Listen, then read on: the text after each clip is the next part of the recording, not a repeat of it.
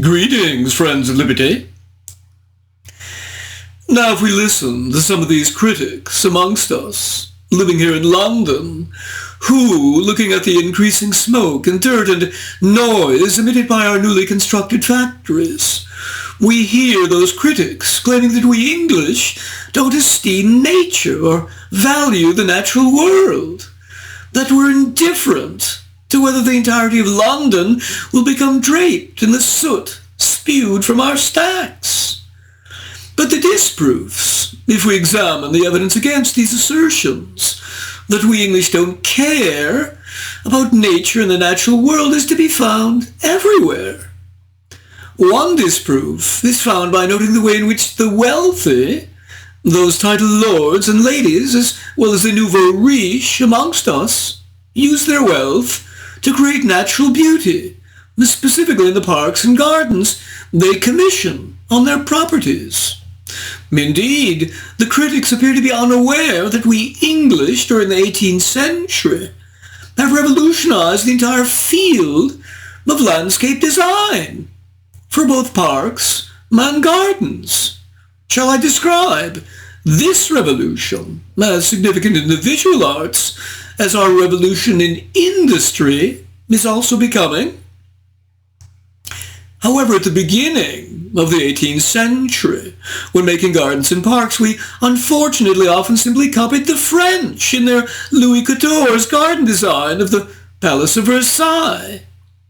In those days, truth be told, it was exceedingly easy to construct a formal garden, lay straight gravel paths, use grey or white cobblestones as borders, plant boxwood hedges bordering the beds, and a few ornamental bushes inside the beds. Makes me want to yawn just at the very squareness of it all. But we English, instead, in our 18th century, as it progressed, created our own style, in opposition, thank God, to that of the French. Our Enlightenment love of naturalness and nature guided us. We let nature be the teacher, so to speak. And so we slowly opened the landscape up to wide sweeping lawns, put elegant bridges over our newly channeled, sensuous and curvy rivers and streams, installed a grotto or waterfall, or allowed the ruins of an old monastery to spice up the landscape. Sometimes grew alpine trees or woods on steep hillside slopes. We ran winding and irregular paths throughout it all. Man used a cleverly concealed ditch called a ha-ha to keep the livestock away from the flower gardens. Now, one of the foremost practitioners of this art of landscape design was Capability Brown, whose 170 commissions throughout the realm influenced much of English and continental gardening. His style copied subsequently in France, the Netherlands, and Germany. That was much more congenial. The French were aping us. Now, if we turn to the issue of the love of nature and its protection, in your own 21st century North America, we find today the work of free market environmental economists Terry Anderson and Leal in their book, Envirocapitalists, Doing Good While Doing Well. Our authors, who have written 14 other books on the environment, here showcase how protecting property rights in wildlife and nature is the best way to optimize the use of the environment and animals for the benefit of all. Let's peruse some of the many examples they give, seeing how well the authors illustrate their thesis. Protecting property rights is the best way to solve environmental problems and create value from the resources of the natural world. Example number 1. How the whole American conservation movement started. It's a perennial complaint on the part of both extreme and mainstream Greens that industry and the captains of tech hate or are indifferent to the environment. But the reality in America was very different. It was from the very titans of industry themselves, who were often pioneers in conserving wild areas for public use and enjoyment. An early historical case was that of Yellowstone National Park in Montana. The owner of the Northern Pacific Railroad, J. Cook, saw the appeal of the Yellowstone area for tourists, hunters, and vacationers alike early on, and also knew the potential ability of his railroad to rapidly transport people to the region. And so his first impulse was to buy the land up, and thus conserve it as a tourist and wildlife attraction. He certainly had the money, but the problem was that the law regulating land sales, the pernicious Homestead Act of 1862, prevented him or his company, or anyone else for that matter, from buying more than 160 acres at a time. So how could he preserve it? Cook could have tried the roundabout method of collecting hundreds of dummy buyers to buy 160-acre parcels, but an easier way was just in getting Congress to make it a public park, as Congress had earlier done with Yosemite in California. And so, since he couldn't buy the land, Cook arranged for Yellowstone to become a national park in 1872. Other railroads in other areas of the country had the exact same intentions: create national parks and then use their railroad to transport people to it. Everyone wins. And so, as the authors describe, railroad interests lay behind nearly all of the major western national parks established in this era. Glacier National Park by the Great Northern Railroad, Mount Rainier National Park by the Tacoma Eastern Railroad, Crater Lake by the Southern Pacific Railroad, and Grand Canyon National Park by the Santa Fe Railroad. Isn't it odd how all those allegedly evil, capitalist robber barons wanted to preserve so many natural places for the public? What got into them? Example number 2, International Paper, the largest timber-producing company in the world with 40,000 employees.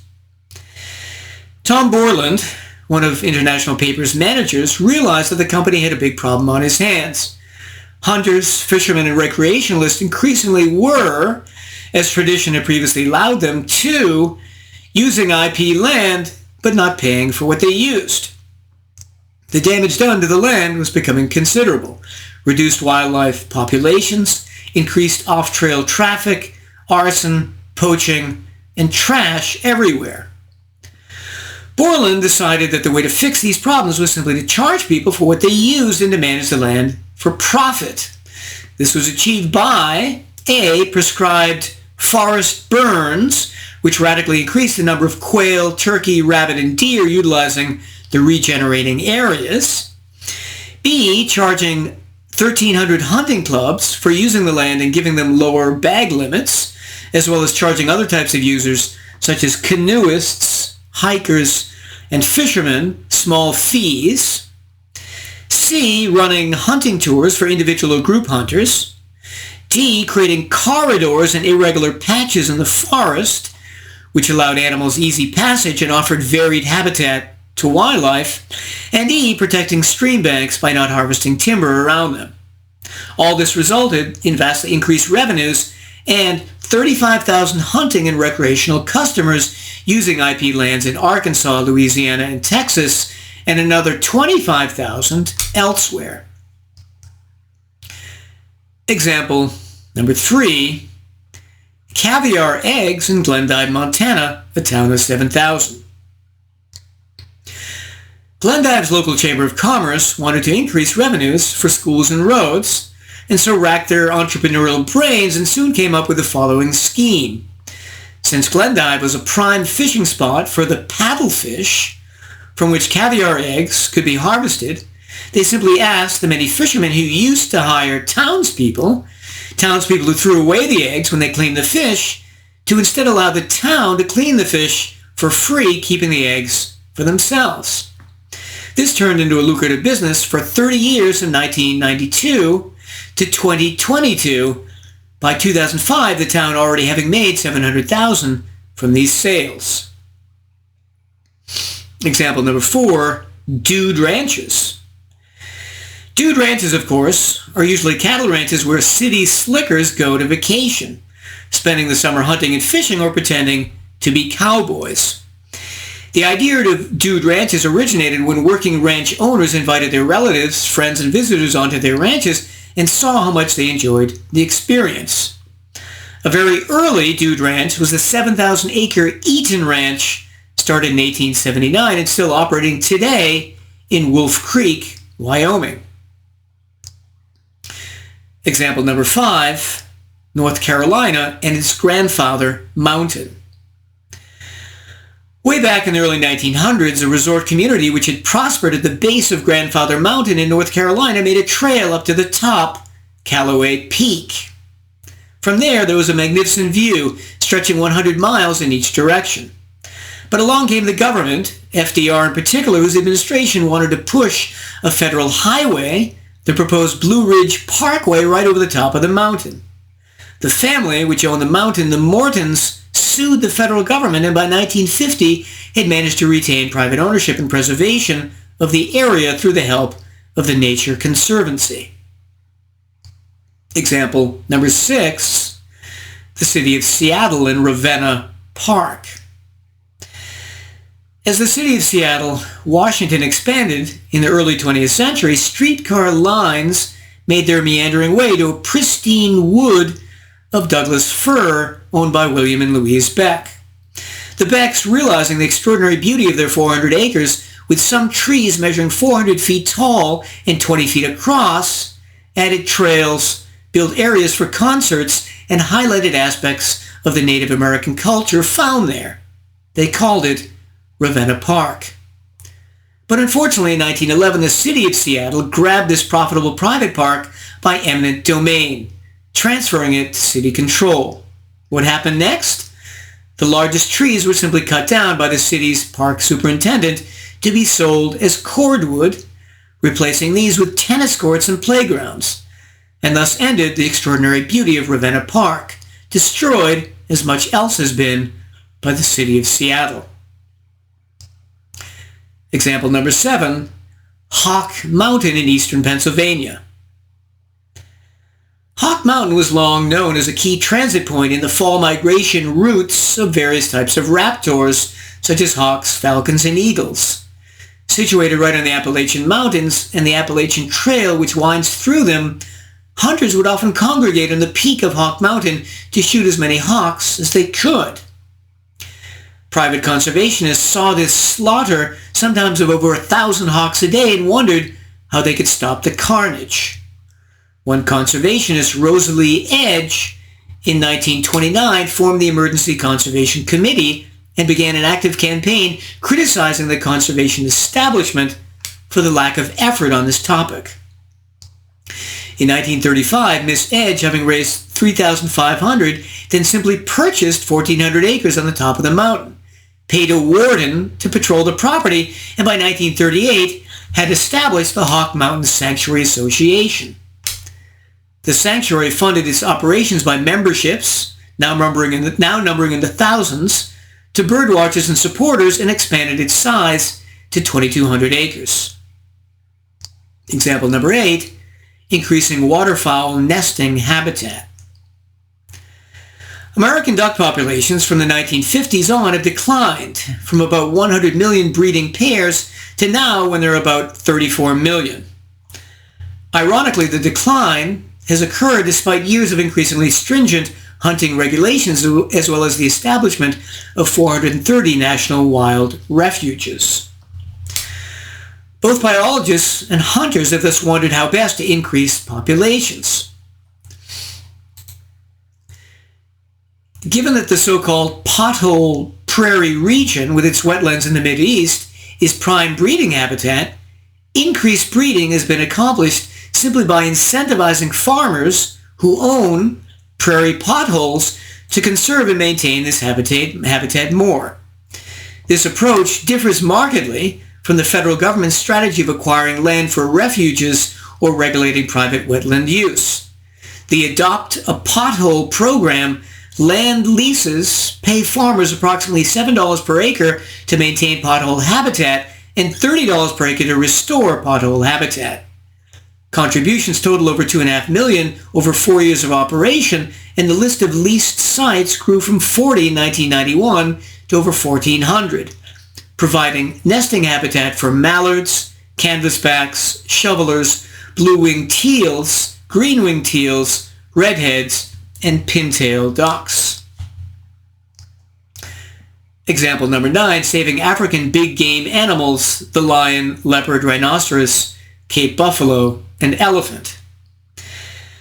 Again, the typical reflexive response of the Greens, international NGOs, and African governments was to try to ban the sale of items like ivory tusks and elephant skins. But banning gives local tribes and villages no incentive to help protect elephants, who often trample and eat their crops and cause other damage. A much better approach, then, is to again implement this book's principle, increasing the protection of property rights in big game animals. That makes these animals valuable to people, a resource instead of an annoyance, and thus gives them an incentive to protect them instead of poaching them. So the South African Lamprecht family created a hunting preserve with 10-foot-high fences, which prevents animals from moving outside the property. As a consequence, because of hunting revenues, instead of carrying several hundred Brahma cattle, the land supports approximately 500 impala, 150 kudu antelope, 100 wildebeest, 150 gemsbok, 500 tsabi, 50 tsabi, 50 waterbuck, and numerous other species. Previously, with a cattle ranch, they lost as many as 30 calves a year to leopards. Now, those same leopards are worth $13,000 each to sport hunters. Similarly, local tribes can begin to regard the elephants eating their crops more tolerably when they can make money or receive revenue from a safari hunter who pays tens of thousands to kill one. Example number 10, fee fishing. Fee fishing has long been common in the UK. As the authors say, in Great Britain, fishing rights have been privately owned for centuries. Those unfamiliar with the British system may think that it means only the wealthy can enjoy a day of angling, but the marketplace for fishing in England offers a full range of options. Not only do private fishing rights in England provide access to excellent fishing, they provide the incentive to ensure quality, uncrowded fishing experiences. Fishing on the Allen, the Test, and the Itchen commands a higher price because they are better managed. Cattle are fenced away from the banks, weeds are controlled, and perhaps most importantly, the number of fishermen is limited. Thus again, we see the value of protecting property rights. Example number 11, trading the right to catch salmon in different locations. A problem can arise with migratory fish like salmon, just like migratory birds when they pass through the different areas. So when salmon head down the rivers and out to sea to fatten up and then head back up to rivers to spawn, fishermen can catch them with nets at the mouth of these rivers going in or out. But precisely because this can prevent the salmon from subsequently spawning after heading up these rivers, some regions have paid the netters not to net at the mouth of rivers or not to fish in other more distant places, thus vastly increasing the number of salmon overall. And so in 1991, an agreement was reached with Faroe Islands fishermen to compensate them for not exercising netting rights in 1991, 1992, and 1993. As a result, in 1993, nearly twice as many salmon returned to their native rivers in Iceland and Europe. Partly, salmon organizations can fund buying out the rights of netters and ocean fishers because you can make so much more money from the retail weekend fishermen than by selling fish caught in the ocean, $400 compared to $30 per salmon. Finally, example number 12, protecting butterflies. In the same way that Rosalie Edge protected migrating raptors on Hawk Hill in Pennsylvania by simply buying up the mountaintop, thus preventing hunters from shooting from there, so too some conservation groups, like the British Conservation Society, have been set up to help butterfly preservation. The Society records and monitors sites with important butterfly populations and, when possible, acquires them to ensure long-term protection. It finances its activities through membership subscriptions, donations, and grants from charitable foundations and corporations, and income generated from the Society's numerous and informative publications. So in conclusion, this is a great book filled with many examples which show how not protecting property rights damages wildlife and the environment. Conversely, increasing the protection of property rights and allowing those rights to be traded helps sustain the environment and wildlife populations. We can see this principle most obviously at work on a national scale when we look at how well the Soviet Union and today's communist China, countries that had and have no respect for property rights, protected the environment. Horribly. Both countries were responsible for creating enormous environmental damage within their borders. Happy for my part to be able to sit and stroll through some of the greatest gardens and parks of the world, many situated just miles away from my estate in Richmond. I bid you well, and remain the Scarlet Pimpernel.